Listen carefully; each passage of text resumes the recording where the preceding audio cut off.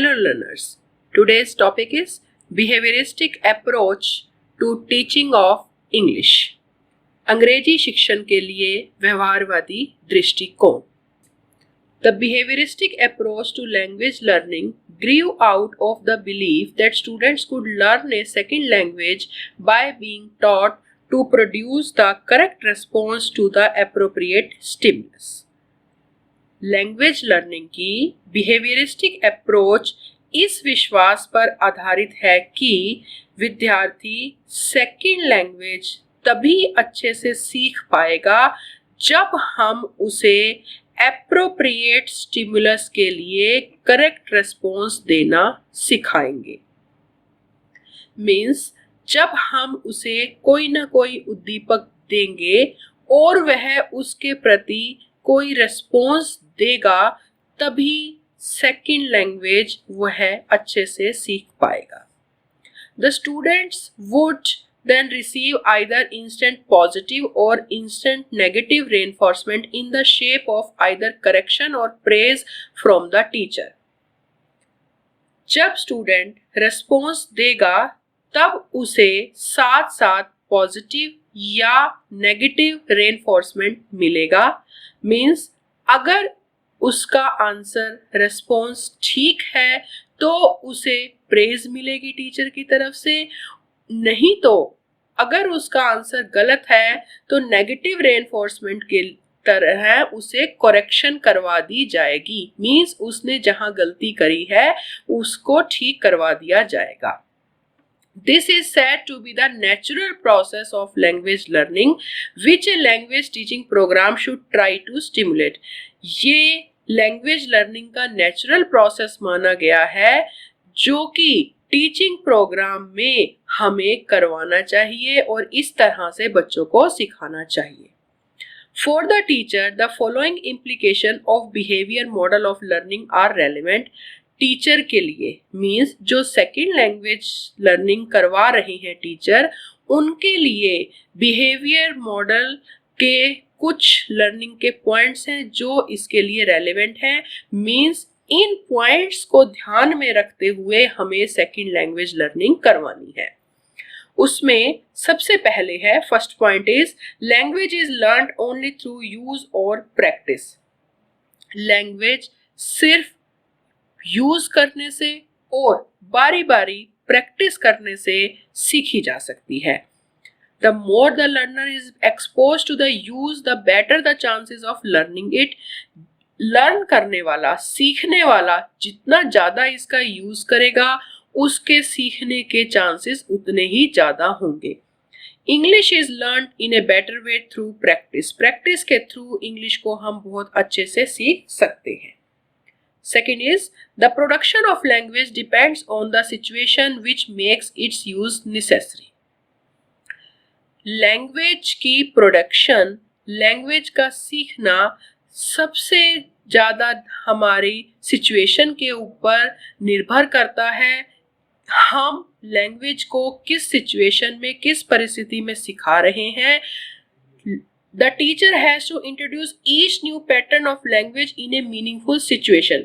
Teacher को हर नया pattern language का एक मीनिंगफुल सिचुएशन में सिखाना चाहिए. मीन्स एक अर्थपूर्ण परिस्थिति में ही कोई भी नई चीज हमें बच्चों को समझानी चाहिए. अगर प्रॉपर सिचुएशन हम सीखने के लिए क्रिएट करेंगे तभी बच्चा अच्छे से सीख पाएगा. Third point is producing the correct linguistic response also requires efforts. सही लैंग्वेज की प्रतिक्रिया का उत्पादन करने के लिए भी प्रयास की आवश्यकता होती है. मीन्स हमें बारी बारी प्रैक्टिस करनी होती है. बिना प्रैक्टिस के लर्निंग नहीं होती. Fourth point is producing the correct response also requires attention. सही प्रतिक्रिया का उत्पादन करने के लिए भी ध्यान देने की बहुत ज़्यादा आवश्यकता है. मीन्स अगर हम ध्यान नहीं देंगे तो सही रिस्पॉन्स हमें नहीं मिलेंगे. इसलिए हमें बारी बारी प्रैक्टिस की आवश्यकता होती है और ध्यान केंद्रित करने की आवश्यकता है करेक्ट रिस्पॉन्स प्राप्त करने के लिए। Fifth one is the spoken language comes earlier than the written and the respective passive experience of the language is necessary before any productive active use can begin। बोली जाने वाली भाषा हमारी लिखने जाने वाली भाषा से पहले आती है, अर्थात पहले हम बोलना सीखते हैं फिर हम लिखना सीखते हैं। तो इसीलिए किसी भी उत्पादक का सक्रिय प्रयोग शुरू होने से पहले हमें भाषा का निष्क्रिय अनुभव होना आवश्यक है।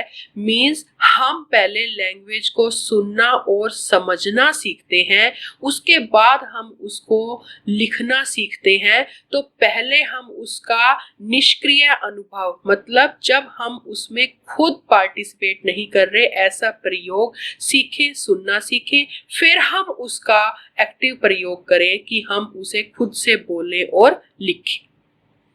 Next point is learning takes place faster if the correct response towards stimulus is confirmed। हमारा सीखना तब ज्यादा जल्दी होता है अगर जो हमने स्टिमुलस के प्रति, उद्दीपक के प्रति जो हमने रिस्पॉन्स दिया है, अगर हमें ये कंफर्म हो जाए कि हमने वो ठीक दिया है तो लर्निंग ज्यादा जल्दी होता है। मींस लर्नर को अगर पता लग जाएगा कि वह जो एफर्ट कर रहा है, वह जो मेहनत कर रहा है वो ठीक है या गलत है, तो सीखना ज्यादा जल्दी हो पाएगा।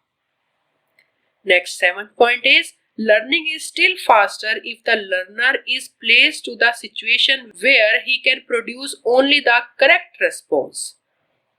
सीखना, किसी भी भाषा का सीखना और ज्यादा जल्दी होगा अगर हम लर्नर को ऐसी सिचुएशन में रखें जहां पर वो सिर्फ करेक्ट रिस्पॉन्स ही देगा, करेक्ट रिस्पॉन्स ही प्रोड्यूस करेगा। क्योंकि इनकरेक्ट रिस्पॉन्स कई बार सीखने वाले के मन पर गलत प्रभाव डाल सकती है और उसकी प्रतिक्रिया कम हो सकती है। तो अगर लर्नर हमेशा सही परिस्थिति में सही रिस्पॉन्स देगा तो वो ज्यादा जल्दी सीखेगा। Last point is every new item learned must be reinforced by further practice before learning begins। जो भी नया आइटम सिखाया जाए उसे लर्निंग सीखने से पहले बहुत ज्यादा प्रैक्टिस करवानी चाहिए, रेनफोर्स करवाना चाहिए। ज्यादा से ज्यादा, जितनी ज्यादा हर चीज की प्रैक्टिस होगी, विद्यार्थी उसे उतना ज्यादा सीखेगा और ज्यादा अच्छे से समझ पाएगा। तो ये हमारे व्यवहारिक दृष्टिकोण के पॉइंट्स हैं। यही ऐसे पॉइंट्स हैं जिनके ऊपर हमारे मेथड्स डिपेंड करते हैं। लगभग से 70 सालों से जो हमारे मेथड्स यूज किए जा रहे हैं वो हमारे इन्हीं एजम्पशंस के ऊपर आधारित हैं जो कि हमारे व्यवहारिक दृष्टिकोण में दिए गए हैं। ये बात कहते हैं कि हमें लैंग्वेज मटेरियल का मीनिंगफुल सिचुएशन में यूज करना है और जो हम मॉडल यूज करते हैं उसकी इमिटेशन करते हुए हमने सीखना है। सबसे पहले ओरल लैंग्वेज सीखनी है और उसके बाद हमने राइटिंग सीखनी है। मींस हमने पहले बोलना, सुनना सीखना है और फिर हमने पढ़ना और लिखना सीखना है। Thank you students.